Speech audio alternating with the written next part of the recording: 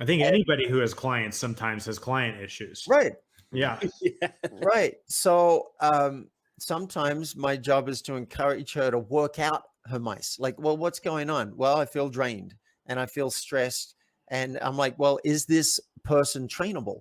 Is this something you can show them how to be with you that would be a win and you would enjoy that? And if the answer is yes, then okay, we talk about training. Let's set some boundaries. Let's make some requests. Let's set up your clients from now on with very clear understandings of how much access they have to you, for Mhm, example. mhm. Right now, if you don't think they're trainable, and no matter what you do, it's always going to be a struggle, then let's look at how you can artfully name that so that they feel empowered and you can part ways as friends. So that it might seem like a little thing, but if you got clients that are stressing you and you're not enjoying your work, it's going to impact everything. It impacts Absolutely. your energy. It impacts how you show up. It impacts your sales calls. So that was just one example I thought of where mouse naming can make a difference. I got one client who's in the middle of a book launch right now. And one of the questions that I think I mentioned before that I ask every week before we even get on the phone, you need to answer, if you were fearless this week, what would you do?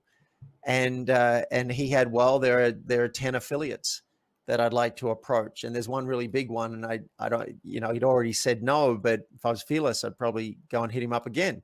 So Mhm. we brainstormed, how could you enroll him? What's in this for him? How can you make it compelling? So he's like, oh, yeah, that sounds good.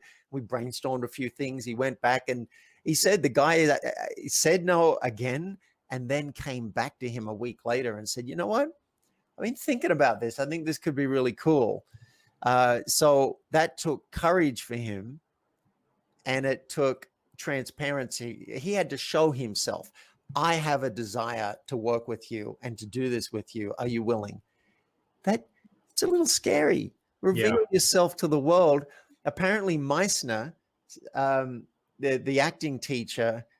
No, I'm quoting someone else. It's in his book. He quotes someone who says, acting is the act of self-betrayal. Mm. And I'm like, what does that mean? And it means you are sharing your innermost self with others. And so you're kind of betraying yourself to show that to the world. It's an Right. act of massive surrender. And earlier when you're speaking, I realized I'm a control freak. And a lot of people have learned to try and control life. And I understand that. But we don't have a billionth of the information to make the right decision in any given moment. We don't have all the information.